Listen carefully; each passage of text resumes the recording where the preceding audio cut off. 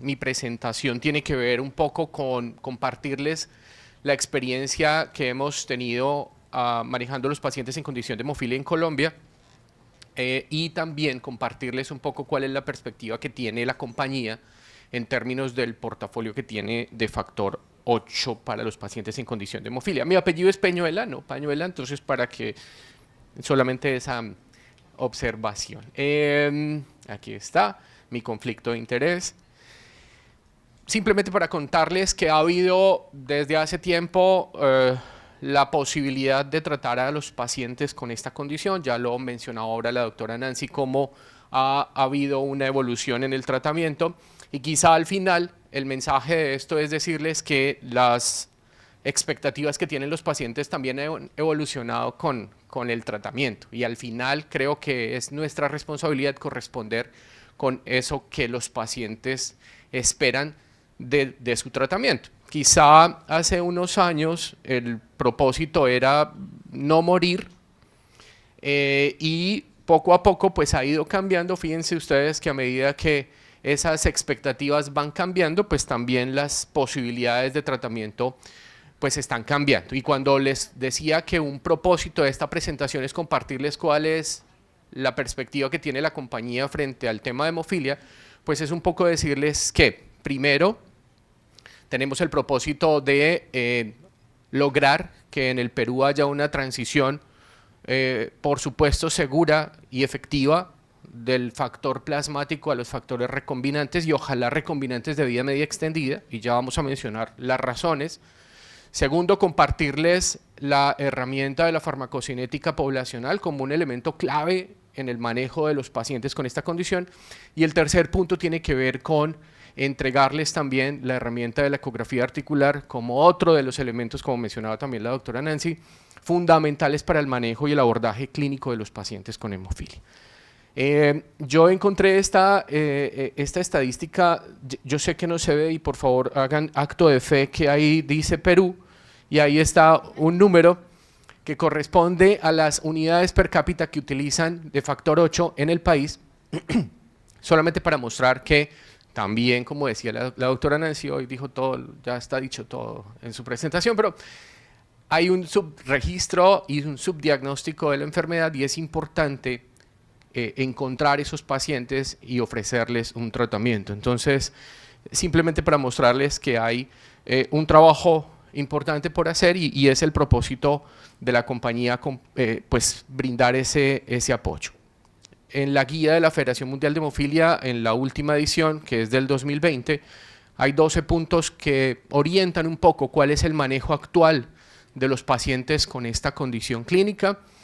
No los vamos a mencionar todos, solamente decirles que uno de los elementos fundamentales corresponde a la coordinación nacional y la administración de los programas de atención integral en hemofilia, y eso implica el manejo de un sistema de información que permita, a partir de esa recolección, pues hacer un análisis y definir cuáles son las políticas de manejo de los pacientes. Y aquí quiero compartirles un poco cuál ha sido la experiencia en Colombia. Desde el año 2015 aparece una institución público-privada que se llama la Cuenta de Alto Costo, que ha empezado la recolección de la información de la gestión en salud que hacemos de los pacientes con coagulopatías. Esta es un poco la historia, no los voy a aburrir, solamente decirles que en el país es asegurado en el 100% de los casos la profilaxis para todos los pacientes con esta condición, independiente del sistema de afiliación que tengan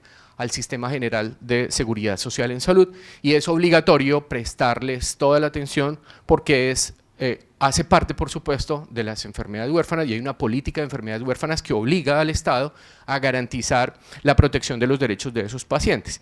Y de alguna manera la cuenta ha empezado a organizar una serie de informes que entrega anuales, donde hace un recuento de lo que ha sido la gestión del manejo de los pacientes con coagulopatías, y por supuesto incluyendo a la hemofilia. Solamente para contarles un poco, el diagnóstico ha ido encontrando cada vez más pacientes. Fíjense que el número de casos reportados se ha incrementado desde el 2015, que se inició el reporte, hasta este año. Este año cumplimos 10 años de recolección de la información, 3.000 3.254 pacientes en total. La mayoría, como ustedes ven ahí, corresponde a casos de hemofilia A, 2.846. Sabemos un poco cuál es el nivel de cobertura que tenemos hoy en día de esos pacientes. Para los pacientes menores de 18 años, fíjense que es cercano al 100%. Para los pacientes mayores de 18 años es más o menos del 90, está entre el 93 y el 94%.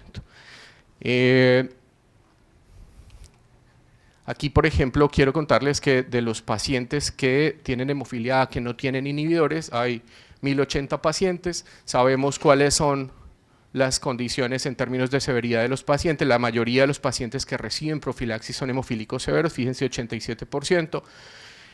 Tenemos una tarea pendiente y es lograr que la proporción de pacientes que tienen profilaxis primaria crezca. Todavía tenemos una proporción muy importante de pacientes en profilaxis terciaria.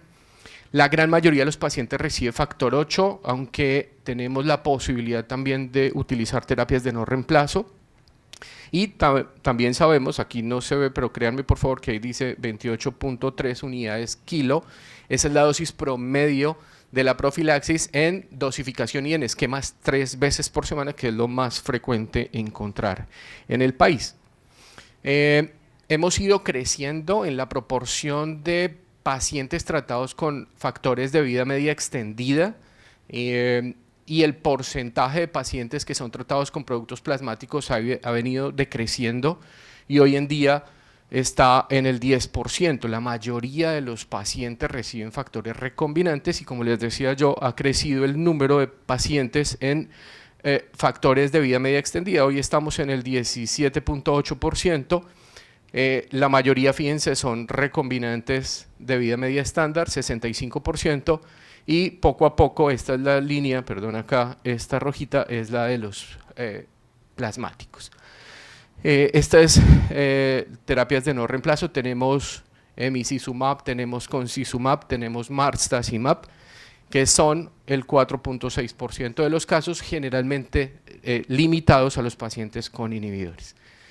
Las tasas de sangrado van de la mano al nivel de cobertura de la profilaxis y aquí les cuento que estamos en tasas anualizadas de sangrado de 0.6, o sea, menos de un sangrado por año, y en general los sangrados son de tipo traumático. Fíjense que los espontáneos solamente son 0.13 en tasa anualizada de sangrado. Entonces la mayoría son sangrados de tipo traumático.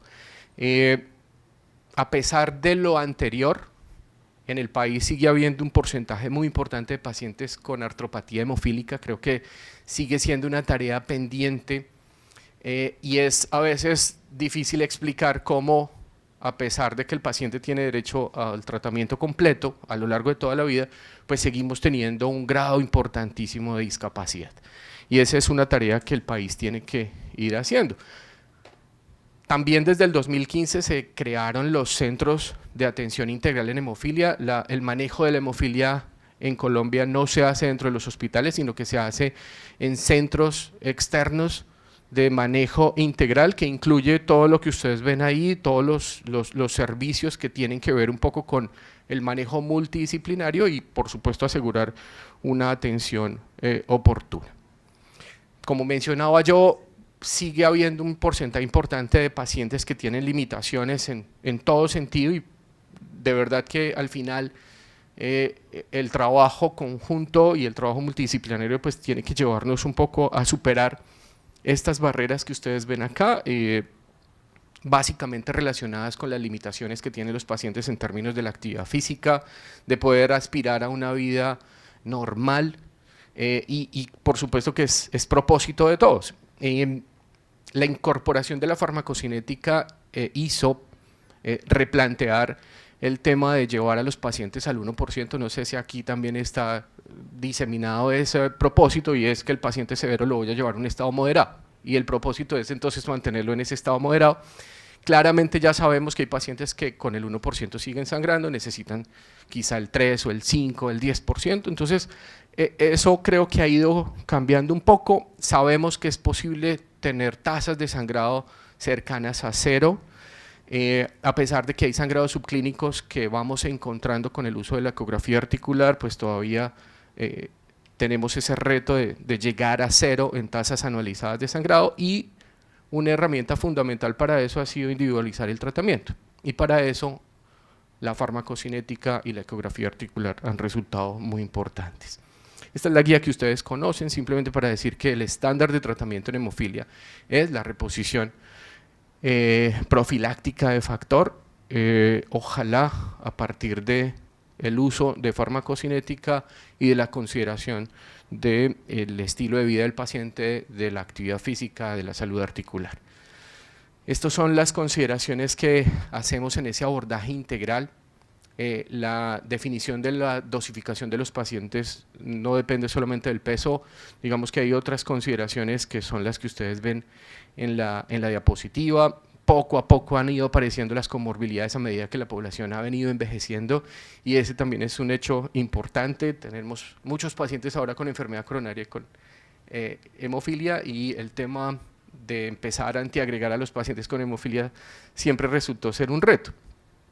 Este es un esquema que propone un abordaje integral en hemofilia, es la consideración clínica del fenotipo de sangrado, la farmacocinética y la valoración del estado articular del paciente a través del uso de la ecografía al pie de la cama del paciente, en un proyecto que se llama POCUS, y es que el hematólogo tenga la posibilidad en la consulta de hacer ecografía articular y hacer una valoración completa de al menos de las 6 articulaciones que son más afectadas, como la doctora Nancy mencionó.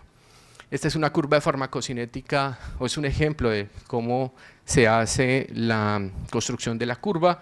Aquí lo que vemos son 3 infusiones en un periodo de 156 horas, pero más allá de eso es decirles que la curva de farmacocinética tiene una asociación con hechos clínicos. Entonces, por ejemplo, la concentración máxima se asocia a el riesgo de sangrados de tipo traumático. El área bajo la curva, que quizá es el parámetro más relevante en el análisis farmacocinético, corresponde a los sangrados subclínicos, y finalmente los valores Valle, que todos conocemos, pues son los que se asocian a los sangrados espontáneos. Entonces, cuando yo tengo estos 3 elementos en el análisis farmacocinético, pues puedo hacer una aproximación personalizada de cada paciente. Este es un ejemplo simplemente para mostrar que con un factor de vida media estándar, en una semana necesito 4 infusiones. Cuando me paso a un factor de vida media extendido, pues puedo tener la posibilidad de reducir la frecuencia de aplicación de 4 dosis a 2. Y eso es un poco el propósito que tiene la modernización del tratamiento en hemofilia, y es disminuir la carga del tratamiento para los pacientes. Este simplemente es una curva que muestra cómo un paciente con un factor de vida media estándar tiene un comportamiento farmacocinético aquí en la línea verde, y cuando yo lo paso a un factor de vida media extendido, que es la línea azul, pues por supuesto que crece el área bajo la curva, el valor del factor 8 en un punto X de la línea del tiempo pues va a ser superior, y seguramente que eso viene asociado a una menor posibilidad de que el paciente sangre. Las ventajas de los factores que tienen una vida media mejor pues son claros en términos de que reducen la frecuencia de infusiones, y eso pues va de la mano de una menor carga del tratamiento para el paciente, de un menor costo, y por el otro lado de aumentar las concentraciones Valle, pues va asociado a un menor riesgo de sangrado. Entonces son varias las ventajas, y esta es una tabla de la guía de la Federación Mundial de Hemofilia que muestran cuáles son las ventajas que tiene la utilización de estos factores. Este es el proyecto POCUS que les contaba, es la posibilidad de tener ecografía en el consultorio y hacer la exploración de los pacientes con un ecógrafo portátil, entre otras cosas porque se ha demostrado, por ejemplo en este estudio, que aún los pacientes que no tuvieron ni edema, ni dolor, ni una hemartrosis confirmada, tienen un daño articular. Fíjense, el 40% de los pacientes que no manifestaron nada de esto tenían instaurado un daño articular. Entonces es el llamado de atención de poder incorporar el tema de la ecografía. Hay varios estudios que muestran la utilidad que tiene la ecografía. Esto es desde el punto de vista de la biología del daño articular. Sabemos que es la inducción de una lesión oxidativa producto de la presencia de la sangre en la articulación y todo lo que desencadena al final lo que hemos visto y lo que la doctora Nancy nos mostró en esas fotos tan tristes de los pacientes.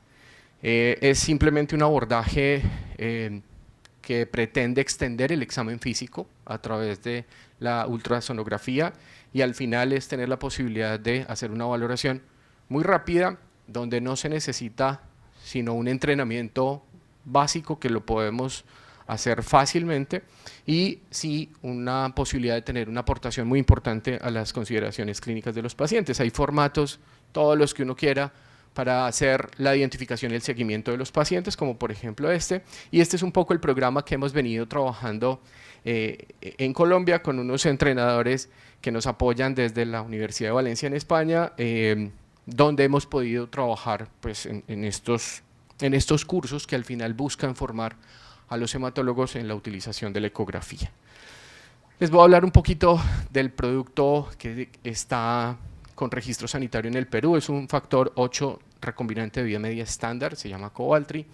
El producto al final tiene unas características que lo hacen, si bien es un factor de vía media estándar, tiene unas ventajas farmacocinéticas frente a sus competidores y por supuesto ahí están incluidos los plasmáticos, cumple con los requisitos de lo que suele aparecer en las licitaciones de factor 8 en términos de la inactivación viral, la doble inactivación viral, la pureza, pero particularmente acá pues es contarles que es un factor 8 de tercera generación que al final tiene unas ventajas que suponen una mejor farmacocinética y una disminución de la necesidad de aplicar inyecciones semanales, que les voy a mostrar a continuación. Los estudios farmacocinéticos son estudios cabeza a cabeza en los que cada paciente es su propio control, es decir, al paciente primero le ponen un medicamento y luego le ponen el otro y hacen las determinaciones en el mismo paciente.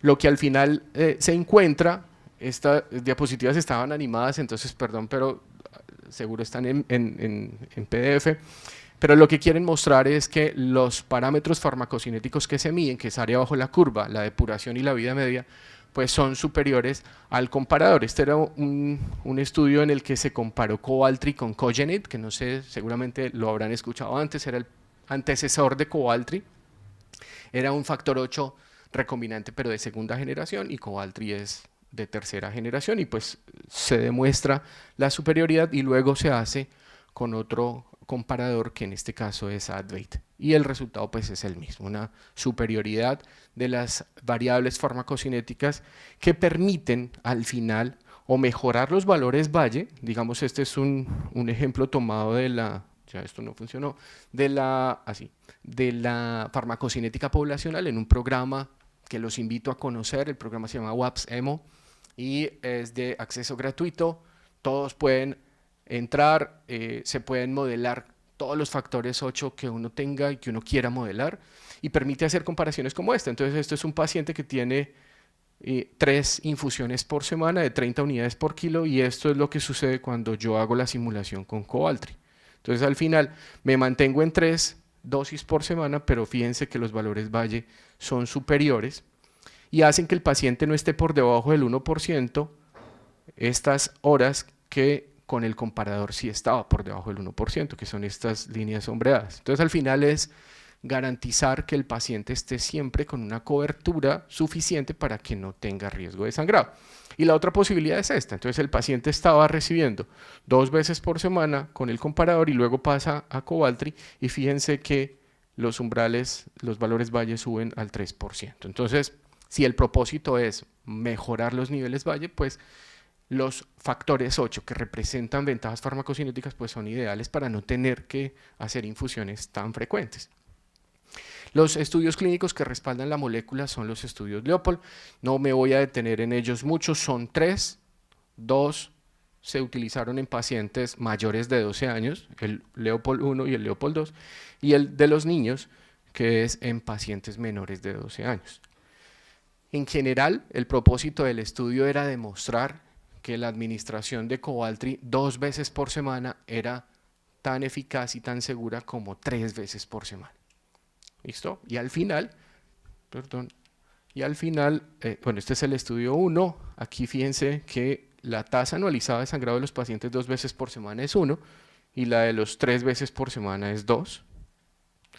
Y en el Leopold 2 también tasa anualizada de sangrado de los que están 3 veces por semana 2, 2 veces por semana 1.1.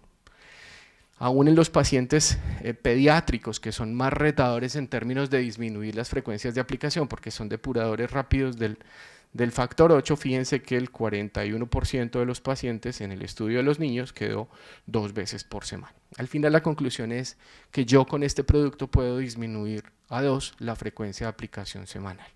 Y eso pues tiene varias implicaciones. La más importante evidentemente es la carga del tratamiento para el paciente, es disminuir una tercera parte las dosis, y además esto tiene pues una relevancia en términos del costo, porque pues me estoy ahorrando una dosis, y esa dosis que yo me ahorro pues puede representar la posibilidad de vincular más pacientes a la profilaxis. Y si tenemos la tarea pendiente de diagnosticar a la mitad de la población, pues seguramente que un producto que represente ese ahorro pues va a ser útil para el sistema de salud.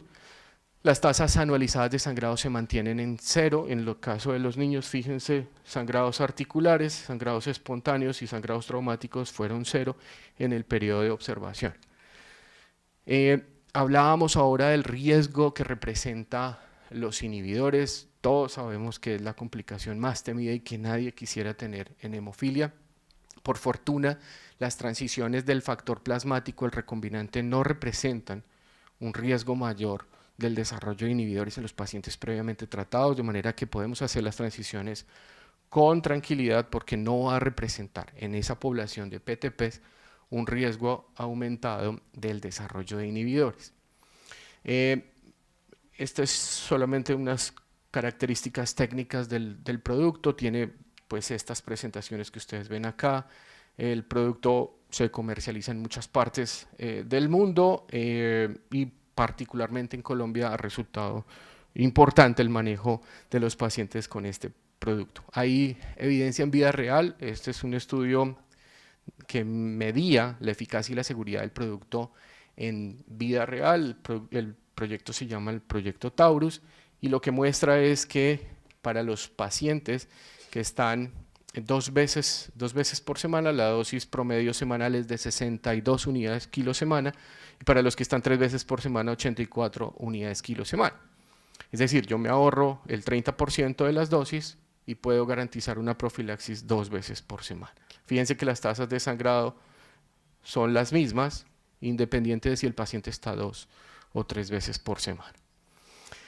Hay estudios que han mostrado, este es un estudio chino que mostraba la transición de factor plasmático a Kovaltry en términos de las condiciones clínicas y de farmacocinética de la transición, y al final lo que se demuestra es que la contención del riesgo de sangrado con el recombinante, particularmente acá con Kovaltry, es dependiente de esos parámetros farmacocinéticos que hemos hablado, particularmente el área bajo la curva, que al final es el definidor más claro de la prevención del riesgo de sangrado en los pacientes. Las tasas de sangrado disminuyen cuando se hace la transición, de alguna manera relacionado con esto que les estaba comentando, de la mejora en el área bajo la curva durante la farmacocinética. Existen varias razones por las que uno quisiera hacer el cambio.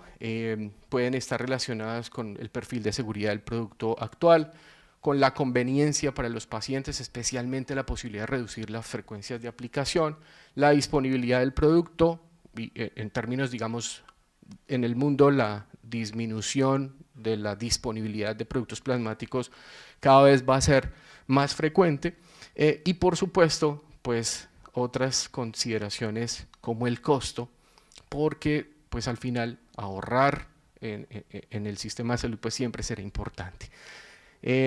Por eso quisiéramos compartir también algunos estudios económicos, farmacoeconómicos, que tienen que ver primero con demostrar la costo-efectividad de la profilaxis frente al tratamiento a demanda.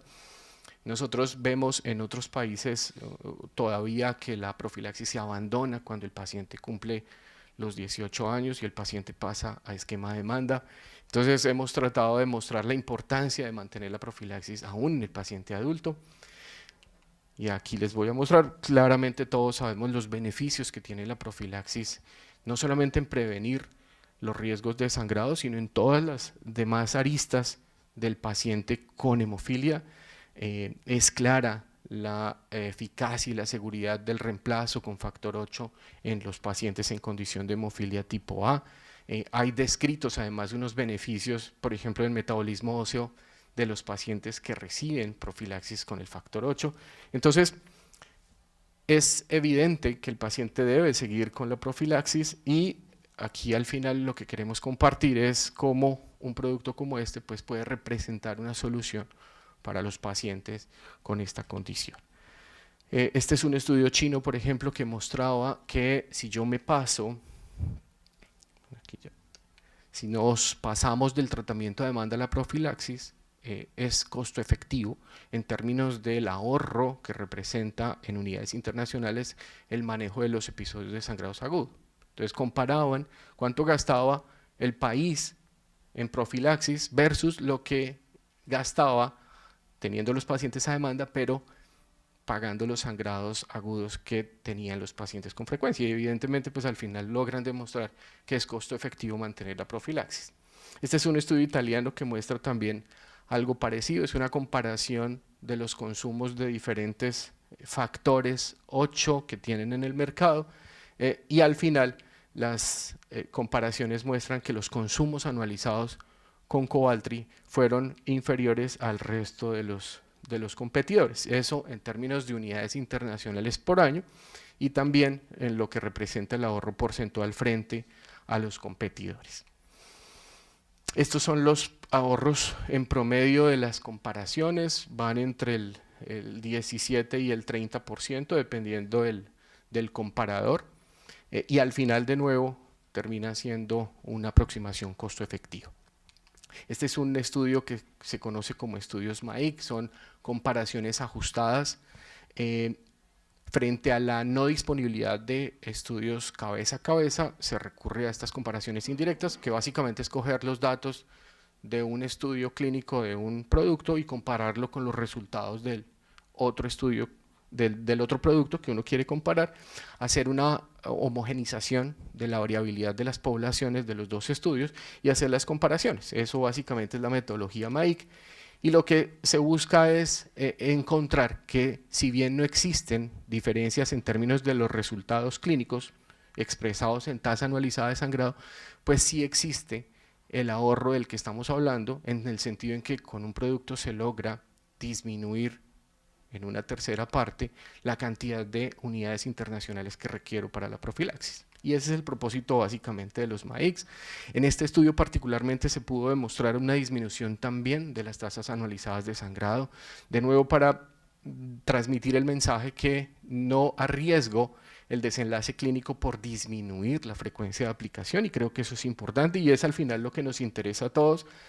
Siempre hubo disminuciones, en la anterior comparación era con Advate, este es con Novate y al final demuestra que la profilaxis es segura con el producto, pero además tengo la posibilidad de reducir los consumos.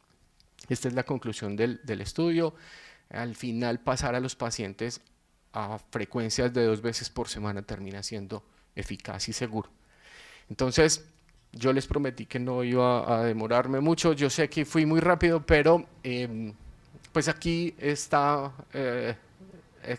trabajando. Esperamos poder compartir con ustedes todas estas herramientas y ojalá que tengamos la posibilidad de volvernos a ver. Muchas gracias por la invitación.